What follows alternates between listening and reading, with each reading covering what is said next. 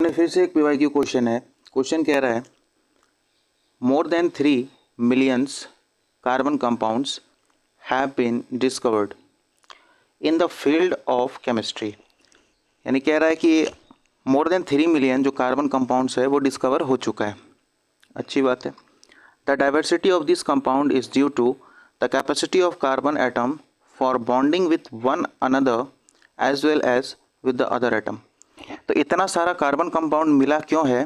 क्योंकि कार्बन के पास एक कैपेबिलिटी है कि वो कैपेसिटी है कि वो मतलब बॉन्ड बना सकता है। जनरली किसी के भी साथ बॉन्ड बना लेता है और इसी वजह से इतना सारा कंपाउंड देखने को मिलता है। Most of the carbon compounds are poor conductors of electricity. कह रहा है कि ज़्यादातर जो कार्बन कंपाउंड है वो इलेक्ट्रिसिटी का पुअर कंडक्टर होता है and have low melting and boiling point, और इसका मेल्टिंग और बॉइलिंग पॉइंट भी क्या होता है? लो होता है। पहला क्वेश्चन कह रहा है right the molecular formula of first 2 members of homologous series having functional group Br। ठीक है, हैविंग फंक्शनल ग्रुप Br। तो पहला का आंसर देते हैं, फिर सेकंड नंबर पढ़ेंगे। ध्यान दो, पहला का आंसर क्या होगा? तो देखो, ए नंबर का आंसर देंगे। फर्स्ट 2 मेंबर पूछ रहा है जो कि Br से रिलेटेड है। मतलब पहला क्या हो जाएगा मेंबर? CH3Br, और दूसरा क्या हो जाएगा? C2H5Br। यही है फर्स्ट 2 मेंबर। पहला वाला है तो CH3Br हो जाएगा, दूसरा वाला है तो C2H5Br। पहला वाला का नाम क्या होगा? ब्रोमोमीथेन, और दूसरे वाले का नाम क्या हो जाएगा? ब्रोमोइथेन। हो गया पहला का आंसर। तो ए नंबर का आंसर हो गया। अब बी नंबर क्वेश्चन क्या कह रहा है देखो। Given below are the molecules of some functional group. पहला नंबर दिख रहा है, दूसरा नंबर दिख रहा है यहाँ पे। देखो फर्स्ट नंबर क्या है, दूसरा नंबर क्या है। कह रहा है right the name of this functional groups. Simple है। पहला वाला क्या है? CHO एल्डिहाइड, और दूसरे वाले में क्या है? सिंगल बॉन्ड और फिर सिंगल बॉन्ड डबल हो, तो इसको बोलते हैं कार्बोनिल ग्रुप। ठीक है, तो पहला और दूसरा का आंसर, पहला का हो गया एल्डिहाइड ग्रुप, दूसरा का हो गया कार्बोनिल ग्रुप। खत्म कहानी। तो बी नंबर का आंसर क्या देंगे इसमें कि पहला वाला जो डायग्राम है वो किस फंक्शनल ग्रुप को शो कर रहा है? एल्डिहाइड को। ठीक है, और दूसरा वाला किसको शो कर रहा है? कार्बोनिल ग्रुप को, तो ये कार्बोनिल ग्रुप हो गया सेकंड वाला डायग्राम जो दिया है, और फर्स्ट वाला हो गया तुम्हारा एल्डिहाइड वाला। अगला क्वेश्चन क्या कह रहा है? सी नंबर देखो। सी नंबर एक बार में पढ़ लेंगे, उसके बाद डायरेक्ट इसको सॉल्व करके बताएंगे। कह रहा what would be observed on adding a 5% alkaline potassium permanganate drop by drop to some warm ethanol taken in a test tube. State the role of KMnO4। KMnO4 का नाम क्या है? Potassium permanganate. ठीक है, in the reaction and write the chemical equation for the reaction involve. Simple सा question है, 2 marks का है। देखो इसमें तो सी नंबर का आंसर क्या लिखना है, ध्यान से देखो। सी नंबर का आंसर क्या दोगे? सी नंबर का आंसर देंगे कि पहले तो क्या बोला, 5% एल्कलीन जो है, एल्कलीन पोटेशियम परमैंगनेट, उसको धीरे धीरे किस में डालना है? ड्रॉप बाय ड्रॉप किस में डालना है? इथेनॉल में डालना है। वो भी इथेनॉल कैसा है? वार्म है, थोड़ा सा मतलब गर्म है, तो उसमें डालना है। और क्या होगा ये बताना है। ध्यान देना, बहुत सिंपल सा बात है, लिख के बता देते हैं हम। देखो अगर ऐसा करते हैं तो क्या होगा, देखो व्हेन 5% KMnO4, इसी को बोला जाता है पोटेशियम परमैंगनेट, ठीक है, is added drop wise to, कहाँ पे, किस में डाल रहे थे? Warm ethanol.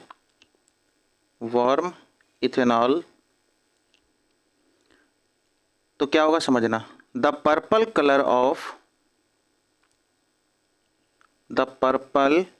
कलर ऑफ किसका, KMnO4। ये जो KMnO4 होता है ना, इसका कलर होता है पर्पल। तो जब तुम समझना, हम इसको डायग्राम से भी समझा देंगे। तो KMnO4 जब उसमें डालोगे तो KMnO4 का कलर होता है पर्पल, ठीक है। तो धीरे धीरे क्या होगा, इस KMnO4 टर्न्स कलरलेस।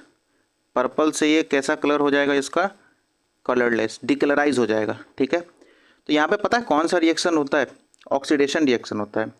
तो हेंस ऑक्सीडेशन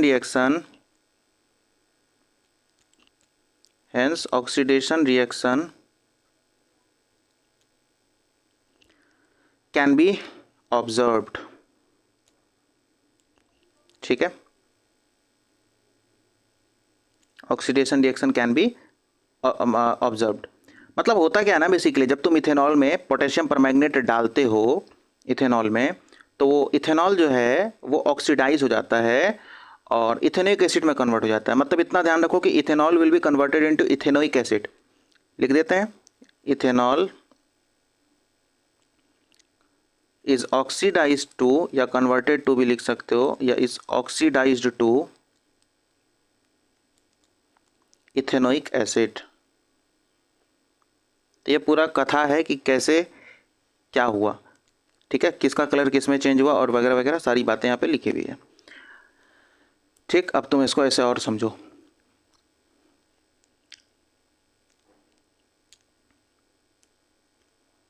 देखो,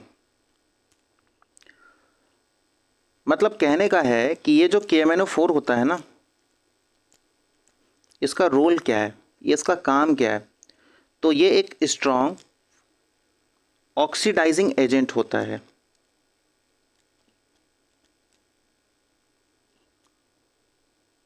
क्या होता है, स्ट्रॉन्ग ऑक्सीडाइजिंग एजेंट होता है। तो KMnO4 क्या होता है, स्ट्रॉन्ग ऑक्सीडाइजिंग एजेंट होता है। इसी वजह से क्या होता है ना, कि जो इथेनॉल में जब डाला गया ना, इसको समझना बात को, जब इथेनॉल का फॉर्मूला होता है C2H5OH। जब इथेनॉल में क्या डाला गया, अल्कलीन, शॉर्ट में ALK, क्या डाले थे, KMnO4 डाले, तो पता है क्या होगा, it will converted into ethanoic acid. Ethanoic acid क्या होता है, CH3COOH, और साथ में वाटर भी रिलीज होगा, ठीक है। तो ये जो इथेनॉल था, ये किस में कन्वर्ट हो गया, इथेनोइक एसिड में। इथेनोइक एसिड में कन्वर्ट हो जाएगा, क्या डालने पर, एल्कलीन KMnO4 डालने पर। तो ऐसे भी लिख देना यहाँ पे 2 ऑक्सीजन, ठीक है। बिकॉज ये ऑक्सीडेशन का काम करता है, ऑक्सीडाइजिंग एजेंट का काम करता है। ऑक्सीडाइजिंग एजेंट का मतलब क्या हो गया, जैसे देखो ये ग्रुप था ना इथेनॉल, तो इसके पास ऑक्सीजन दे देगा, मतलब इसको ऑक्सीजन देने का काम करता है।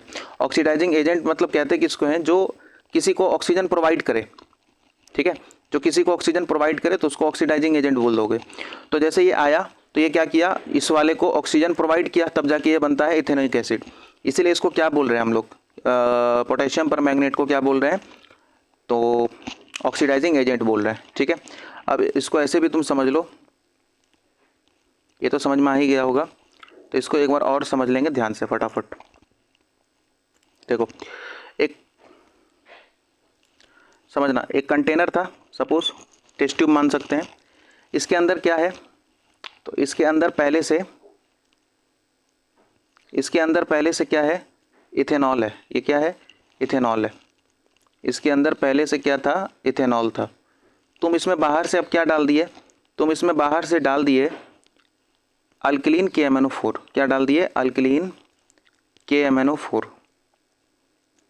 तो ये जो इथेनॉल था ना, ये जो इथेनॉल था, ये किस में कन्वर्ट हो जाएगा, इथेनॉल किस में कन्वर्ट हो जाएगा, इथेनोइक एसिड में। समझ रहे हो, ये इथेनॉल किस में कन्वर्ट हो जाएगा अब, इथेनोइक एसिड में, ठीक है। इथेनॉल किस में कन्वर्ट हो जाएगा, इथेनोइक एसिड में, ठीक है। और ध्यान रखना, ये इथेनॉल कैसा होना चाहिए, थोड़ा सा वार्म होना चाहिए था पहले, मतलब स्टार्टिंग में जब इथेनॉल ले रहे थे ना, वो गर्म होना चाहिए था थोड़ा सा। तो it will converted into ethanoic acid, ठीक है। तो जब क्या डालेंगे इसमें, एल्केलिन KMnO4 डालेंगे तो ये हो जाएगा, ठीक है। तो इसीलिए हम लोग एल्केलिन KMnO4 को क्या बोल रहे हैं, यहाँ पे ये ऑक्सीडेशन रिएक्शन को करवा रहा है बेसिकली, इसी की वजह से ऑक्सीडेशन हो रहा है, इसलिए इसको क्या कहा जाता है, ऑक्सीडाइजिंग एजेंट कहा जाता है। क्या कहा जाता है इसको, ऑक्सीडाइजिंग एजेंट। क्या बोला जाएगा, ऑक्सीडाइजिंग एजेंट, ठीक है। ये डायग्राम तुम याद रखना। अब इसी के बेसिस पे तुमको इसका आंसर दे देना है, बड़ा सिंपल है, कुछ भी खास है नहीं इसमें, ठीक है। तो इसका स्क्रीनशॉट ले लेंगे, अच्छे से रिवाइज कर लेंगे, एग्जाम में क्वेश्चन आता है। और यहाँ जो बातें लिखी गई थी इसको अच्छे से रीड कर लेंगे। क्या बातें लिखी गई थी कि when 5% KMnO4 is added drop wise to warm ethanol, जो हम बताएं यहाँ पे कि वार्म इथेनॉल में जब ये डालोगे KMnO4, the purple colour of KMnO4, तो ये इसका कलर कैसा था, KMnO4 का पर्पल कलर था। टर्न्स कलरलेस, वो किस में चेंज हो जाएगा, कलरलेस हो जाएगा। क्यों हुआ ऐसा, क्योंकि ऑक्सीडेशन रिएक्शन हो जाता है यहाँ पे, ठीक है।